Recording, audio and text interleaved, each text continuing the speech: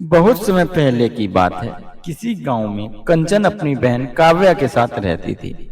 उनकी माँ कौशल्या जंगल में लकड़ी काटकर उसे शहर में ले जाकर बेचती थी और उसी से उनके घर का गुजारा होता था। कौशल्या ने अकेले ही लकड़ियां बेचकर अपनी दोनों बेटियों का पालन पोषण किया था। फिर एक दिन, अरे बेटी, मैं जंगल लकड़ियाँ लेने जा रही हूँ, शाम तक आ जाऊंगी।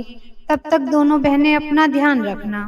रुको माँ, खाना बन गया है, आप खाना खाकर ही जाना, मैं जल्दी से खाना लेकर आती हूँ। कौशल्या खाना खाने के बाद जंगल की ओर निकल जाती है। वहीं दूसरी ओर कंचन काव्या अपने घर का सारा काम खत्म करके फूल बेचने के लिए निकल जाती है।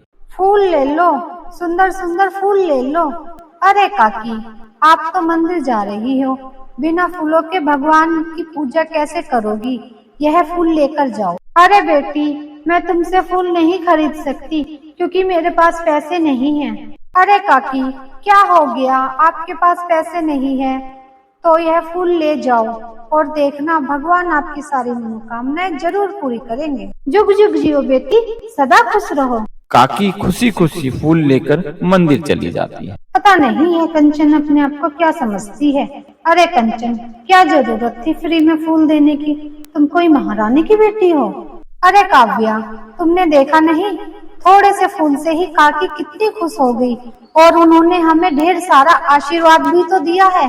कंचन की बात सुनकर काव्या बहुत ज्यादा गुस्सा हो जाती। कंचन बहुत ज्यादा नर्म स्वभाव की थी, वह हर किसी की मदद किया करती थी। वहीं दूसरी ओर काव्या दया भाव से बहुत ज्यादा चिढ़ती थी। इधर कौशल्या जंगल से लकड़ी काटकर घर जा ही रही होती है, तभी एक जख्मी हिरन उसकी तरफ भागता हुआ आता है और वहीं गिरकर बेहोश हो जाता है। हिरण को देखकर कौशल्या कहती है, अरे यह हिरन तो बहुत ही ज्यादा जख्मी है, लगता है किसी ने बहुत ही बेरहमी से इसका शिकार करते हुए इसे घायल किया है। कौशल्या उस हिरण के जख्मों पर कपड़ा बांध देती है और उसे अपने साथ घर ले जाती है। हिरण को देखकर काव्या बोलती है, माँ, आप इस हिरन को अपने साथ लेकर क्यों आई हो? अरे माँ, इस हिरन को तो बहुत ज्यादा चोट लगी है और इसका बहुत ज्यादा खून भी बह रहा है। रुको, मैं अभी हल्दी का लेप लेकर आती हूँ और इसके जख्मों पे लगाती हूँ, जिससे इसके जख्म जल्दी से जल्दी भर जाए। अरे काव्या, जल्दी से पानी लेकर आओ। मैं कोई पानी वानी नहीं लेकर आने वाली, तुझे हिरन की मदद करनी है तो तू खुद लेकर आ। कंचन खुद ही पानी लेकर आ जाती है और उस हिरण की मलहम पट्टी कर देती है। कंचन उस हिरण का बहुत अच्छे से ख्याल रखती है। वहीं दूसरी तरफ काव्या बहुत ही ज्यादा घमंडी और कामचोर थी। वह कंचन के किसी भी काम में उसका हाथ नहीं बटाती थी। कुछ ही दिनों की अच्छी देखभाल के बाद हिरण बिल्कुल ठीक हो जाता है। अगले दिन जब कंचन नहाकर बाहर आती है तो वो देखती है कि उसके सर के सारे बाल गायब हो गए। यह देखकर कंचन बहुत ज्यादा डर जाती है और वह रोने लगती है। तभी वहाँ काव्या आ जाती है और बोलती है, अरे क्या हुआ कंचन, तुम इतना क्यों रो रही है? ओहो कंचन, यह क्या हो गया? तेरे सर के सारे बाल कहाँ गए? कंचन, मैं तुम्हें बताना भूल गई थी, शैम्पू की बोतल में दवाई रखी हुई है, कहीं तुमने अपने बालों में उसे तो नहीं लगा लिया? ए भगवान, अब क्या होगा? काव्या देख, आज तेरी वजह से मेरे सारे बाल टूट गए। तेरी इस लापरवाही ने मुझे जिंदगी भर के लिए गंजा बना दिया। अब मैं किसी को अपना मुंह नहीं दिखा पाऊंगी। कंचन, मुझे माफ कर दे। तू एक काम कर, यह शैम्पू लगा कर देख, मैं कल ही बाजार से इसे लेकर आई थी, यह बहुत ही अच्छा शैम्पू है। यह सब वह बाहर खड़ा हुआ हिरण सुन रहा होता है और कंचन को इस तरह रोता हुआ देखकर उसके शैम्पू की बोतल में जादू कर देता है। थोड़ी देर बाद कंचन उस शैम्पू से नहाकर बाहर आती है तो उसके सर में बहुत सुंदर सोने के बाल आ जाते हैं। यह देखकर काव्या हैरान हो जाती है और बोलती है, अरे वाह कंचन, अभी तो तुम्हारे सर पर एक भी बाल नहीं था, अब इतने सारे सोने के बाल कहाँ से आए? क्या कहा तुमने, मेरे बाल सोने के? हाँ, यकीन मानो मेरा, अगर तुम्हें यकीन नहीं होता तो खुद जाकर शीशी देख लो। अरे वाह, मेरे तो सच में सारे बाल सोने के हो गए, पर मेरे बाल सोने के कैसे हो गए? कंचन, तुम अपने बालों को लेकर दुखी थी ना, इसीलिए। ये आवाज कहाँ से आ रही है?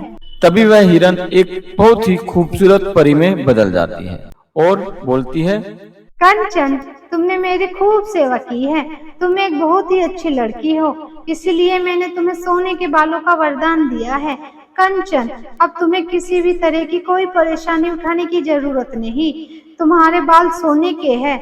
तुम अपने बालों को बेचकर अपनी जरूरतों का सारा सामान खरीद सकती हो और बहुत अच्छे से अपनी जिंदगी जी सकती हो। काश मेरे बाल भी कंचन की तरह हो जाते। अपनी बहन को यूं उदास देखकर कंचन कहती है, परी जी आपका बहुत बहुत शुक्रिया। परी जी मैं आपसे एक बात कहना चाहती हूँ कि आपने जो मुझे वरदान दिया है वह मेरी बहन काव्या को भी दे दीजिए। ठीक है, ऐसा ही होगा। काव्या के बाल भी सोने के हो जाएंगे।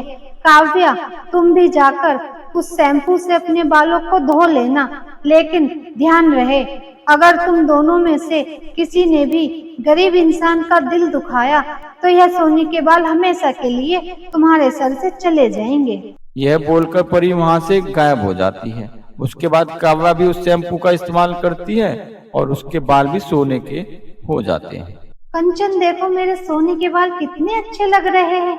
मेरे बाल तो तुम्हारे बालों से भी ज्यादा अच्छे लग रहे हैं। हाँ काव्या, तुम्हारे बाल तो सच में बहुत सुंदर लग रहे हैं, लेकिन परी की बात तुम हमेशा याद रखना। अब तुम किसी भी गरीब का दिल मत दुखाना, वरना तुम्हारे सोने के बाल गायब हो जाएंगे। कंचन, तुम अपने आप को क्या समझती हो? मुझे भी अच्छे बुरे की समझ है। तुम दुनिया की सबसे महान लड़की नहीं हो। ये बोलकर काव्या वहाँ से बाहर चली जाती है। बाहर हर कोई काव्या के बालों की खूब तारीफ करता है और उसके बाल देखकर हर कोई हैरान रहता है। वहीं दूसरी ओर कंचन अपनी माँ के पास आकर उस हिरण वाली परी के बारे में सारी बातें बता देती है। तभी कौशल्या कंचन को बताती है, बेटी, हमारे घर का राशन खत्म हो गया है और कई दिनों से मेरी सारी लकड़ियाँ भी नहीं बिक रही।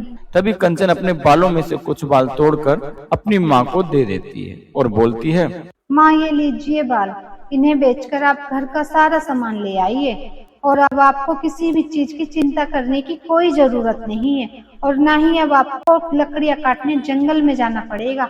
बस अब आप घर पर रह के आराम करना। कंचन की माँ सोने के बाल बेचकर घर का सारा सामान ले आती है और साथ ही वह लोग और भी गरीब लोगों की मदद करती है। वहीं दूसरी तरफ काव्या किसी भी की भी कोई मदद नहीं करती, बल्कि वह अपने बालों को बेचकर अपने लिए नए नए कपड़े और मेकअप का सामान और खरीद लेती है। ऐसे ही कुछ दिन बीत जाते हैं। कंचन हमेशा की तरह अपने गांव के जरूरतमंद लोगों की मदद करती है। जिसे भी पैसों की जरूरत होती है कंचन अपने सोने के बाल बेचकर उनकी मदद करती है। लेकिन काव्या ऐसा बिल्कुल भी नहीं करती। एक दिन काव्या मंदिर जा रही होती है। मंदिर के बाहर कुछ भिखारी बैठे होते हैं जो काव्या को देखकर उससे पैसे मांगने लगते हैं। अरे बेटा, मैंने बहुत दिनों से कुछ नहीं खाया और मेरा बेटा भी बहुत बीमार है। तुम कृपया करके मुझे कुछ पैसे दे दो। तुम भिखारियों को भी पैसा चाहिए? मैं कोई कंचन नहीं हूँ जो तुम गरीबों की मदद करती रहूं। अगर मैं कंचन की तरह तुम गरीबों की मदद करती रही तो एक दिन मेरे सारे बाल गायब हो जाएंगे। काव्या उस भिखारी को डांटकर वहां से चली जाती है। काव्या का यूं गरीब को दिल दुखाने की वजह से उसके सिर के सारे बाल गायब हो जाते हैं।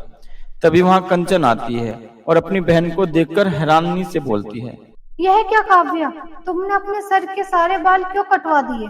अरे नहीं, अरे मेरे बालों को क्या हुआ? मेरे सारे बाल गायब हो गए।